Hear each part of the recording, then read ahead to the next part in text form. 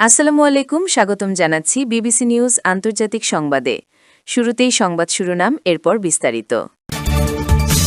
ইরানে হামলায় নিহত ২০১ জন, আহত অন্তত ৪৪৭ জন। Red crescent. ইরানে হামলায় ৪০ জন কর্মকর্তা নিহত। ইরানের হামলায় কমপক্ষে ২০০ মার্কিন সেনা নিহত। ফের ইরান ইসরায়েলের পাল্টাপাল্টি হামলা। দর্শক, এতক্ষণ শুনছিলেন সংবাদ শিরোনাম। এখন বিস্তারিত।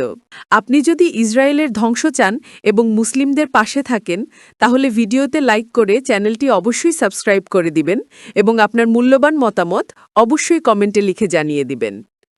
এখন বিস্তারিত।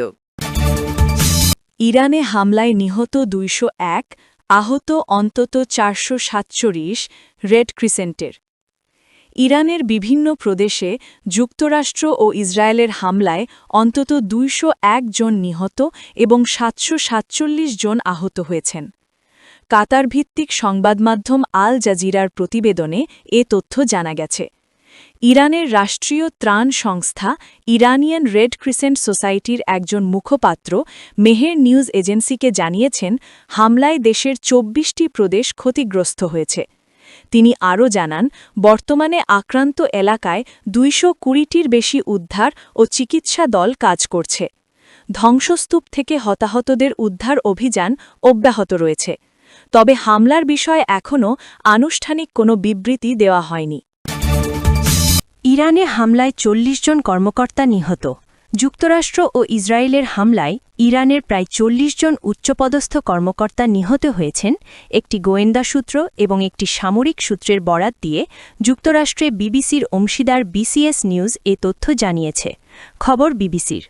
এ বিষয়ে বিস্তারিত কিছুই জানানো হয়নি।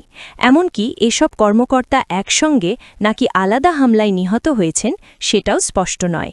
এরই মধ্যে ইরানের সর্বোচ্চ ধর্মীয় নেতা আয়াতুল্লাহ আলী খামেনি নিহত হয়েছেন বলে নিশ্চিত করেছে ইরানি সংবাদমাধ্যম।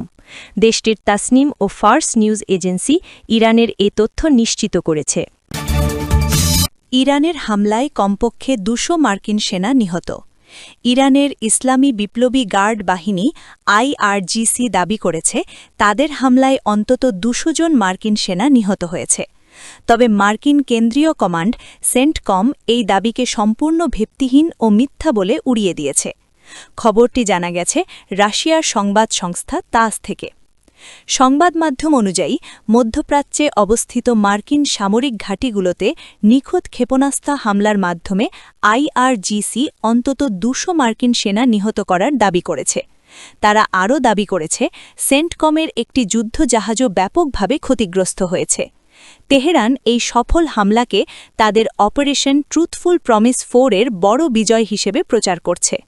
কিন্তু আল জাজিরাকে দেওয়া এক সাক্ষাৎকারে মার্কিন সেন্টকমের মুখপাত্র এই দাবিগুলো সরাসরি প্রত্যাখ্যান করেছেন। তিনি বলেন, আইআরজিসির দাবি অনুযায়ী ২০০ মার্কিন সেনা নিহত বা আহত হয়েছে এবং কোনো জাহাজ ক্ষতিগ্রস্ত হয়েছে, এগুলো সবই মিথ্যা। সেন্টকম জানিয়েছে, তাদের প্রতিরক্ষা ব্যবস্থা অধিকাংশ ইরানি হামলা প্রতিহত করেছে এবং বড় ধরনের কোনো ক্ষয়ক্ষতির খবর এখন পর্যন্ত নেই। ফের ইরান ইসরায়েলের পাল্টাপাল্টি হামলা। চরম উত্তেজনাকর আবহে আবারও পাল্টাপাল্টি হামলায় জড়িয়ে পড়েছে ইরান ও ইসরায়েল। সংবাদমাধ্যম আল জাজিরা জানিয়েছে, ইসরায়েলকে লক্ষ্য করে নতুন করে একাধিক ক্ষেপণাস্ত্র নিক্ষেপ করেছে ইরান। এর আগে ইসরায়েল দাবি করে তারা ইরানের ক্ষেপণাস্ত্র উৎক্ষেপণস্থল লক্ষ্য করে নতুন দফায় হামলা চালিয়েছে। শনিবার সকালে ইসরায়েল ও যুক্তরাষ্ট্র ইরানের বিভিন্ন স্থানে যৌথ আক্রমণ চালায়। এর প্রতিক্রিয়ায় ইরান মধ্যপ্রাচ্যে অবস্থিত যুক্তরাষ্ট্রের সামরিক ঘাঁটি ও স্থাপনাগুলোর ওপর হামলা শুরু করে। পাশাপাশি ইসরায়েলের দিকেও আক্রমণ চালানো হয়। দিনভর একাধিক হামলার পর সন্ধ্যা পেরিয়ে রাত নামতেই সংঘর্ষের তীব্রতা আরও বেড়েছে বলে ধারণা করা হচ্ছে।